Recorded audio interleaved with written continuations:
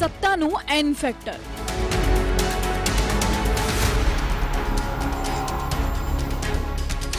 નીતિશ નાયડુ બન્યા કિંગમેકર.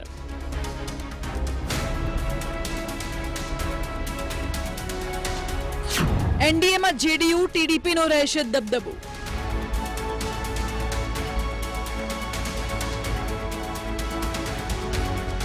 દિલ્હીથી 1869 કિલોમીટર દૂરથી આવેલી આ તસવીરો ખૂબ જ ખાસ છે. વિધાનસભા ચૂંટણીમાં આંધ્રપ્રદેશની જનતાએ ચંદ્રબાબુ નાયડુને સત્તાની કમાન તો આપી, પરંતુ સાથે સાથે આ જીતથી નાયડુ કેન્દ્રમાં કિંગમેકરની ભૂમિકામાં પણ આવી ગયા છે.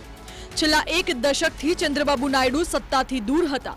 જો કે હવે એવી સ્થિતિ સર્જાઈ છે કે આંધ્રપ્રદેશના મુખ્યપ્રધાન તો ચંદ્રબાબુ નાયડુ બનશે, સાથે સાથે કેન્દ્રની સત્તામાં પણ ચંદ્રબાબુ નાયડુના સહારે ચાલશે.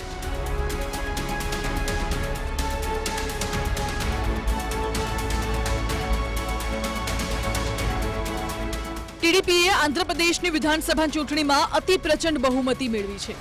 175 બેઠકવાળી વિધાનસભામાં ટીડીપીએ સૌથી વધુ 136 બેઠકો મેળવી. વાયએસઆરસીપીનો સફાયો કરી નાખ્યો છે. બીજા નંબર પર તેઓની જ સહયોગી પાર્ટી જેએનપી રહી છે, જેને 21 બેઠક મેળવી છે, જ્યારે ભાજપને 8 બેઠક મળી છે. જો કે વાયએસઆરસીપીએ 10 બેઠકો મેળવી છે.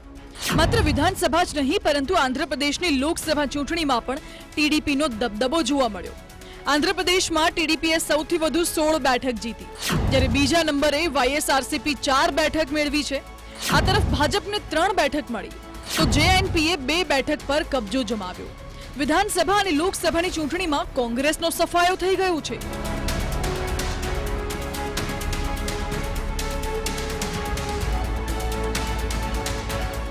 ચંદ્રબાબુ નાયડુ એનડીએના જૂના સહયોગી રહ્યા છે. વાજપેયીથી લઈને મોદી સાથે તેઓએ કામ કર્યું છે.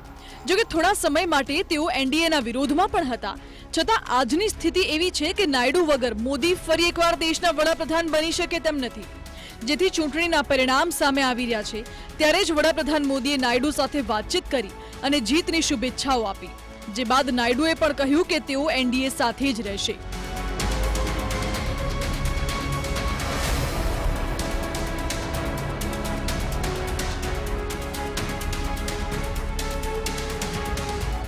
હવે અન્ય એક એન ફેક્ટરની પણ વાત કરી લઈએ, જે છે નીતિશ કુમાર. બિહારના મુખ્યપ્રધાન નીતિશ કુમારે 3 તારીખે જ વડાપ્રધાન મોદી સાથે દિલ્હીમાં મુલાકાત કરી હતી. બંને નેતાઓ વચ્ચે શું વાતચીત થઈ તેનો ખુલાસો તો નથી થયો, પરંતુ હવે જ્યારે પરિણામ દેશની સામે આવી ગયા છે, જેનાથી સ્પષ્ટ થઈ ગયું છે કે નીતિશ કુમારનો એનડીએમાં હવે દબદબો વધી ગયો છે.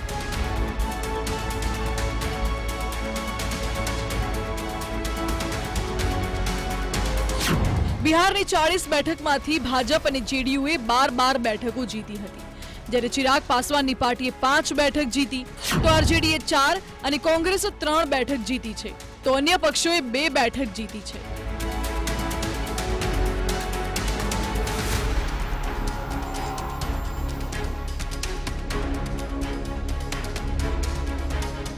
એનડીએમાં નીતિશ કુમાર ટીડીપી બાદ ત્રીજા નંબરની સૌથી મોટી પાર્ટી છે. ગત ચૂંટણીમાં જેડીયુએ 17 બેઠક મેળવી હતી. જો કે આ વખતે સત્તા વિરોધી લહેરના કારણે નીતિશ કુમાર 12 બેઠક જ જીતવામાં સફળ રહ્યા છે. જો કે આ 12 બેઠક સત્તામાં ખૂબ જ મહત્વની સાબિત થઈ શકે છે. નીતિશ કુમાર એનડીએ સાથે પહેલા પણ હતા. વાજપેયી સરકારમાં નીતિશ કુમાર રેલવે પ્રધાન હતા. જો કે નીતિશ કુમાર ક્યારેય પણ પલટી મારી શકે છે, કારણ કે બિહારમાં કહેવામાં આવે છે કે નીતિશ સબકે હૈ. જો કે હાલ તો નીતિશ કુમાર નરેન્દ્ર મોદીને વડાપ્રધાન બનાવશે, જેવી રીતે વિધાનસભા ચૂંટણીમાં ભાજપે નીતિશ કુમારને મુખ્યપ્રધાન બનાવ્યા હતા. જો કે નીતિશ કુમારનો દબદબો એનડીએમાં તો રહેશે.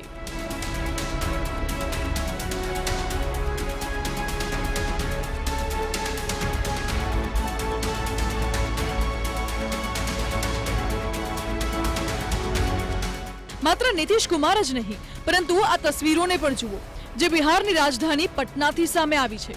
હવે ચિરાગ પાસવાનની ભૂમિકા પણ એનડીએમાં મહત્વની સાબિત થશે. બિહારમાં મોદીના હનુમાને મોદીની સત્તા બચાવી છે તેવું પણ કહી શકાય. ચૂંટણી પહેલા ચિરાગ પાસવાન એનડીએમાં સામેલ થયા. ભાજપે તેઓની પાર્ટીને 5 બેઠકો ફાળવી અને તમામ બેઠક જીતવામાં ચિરાગ પાસવાન સફળ રહ્યા છે.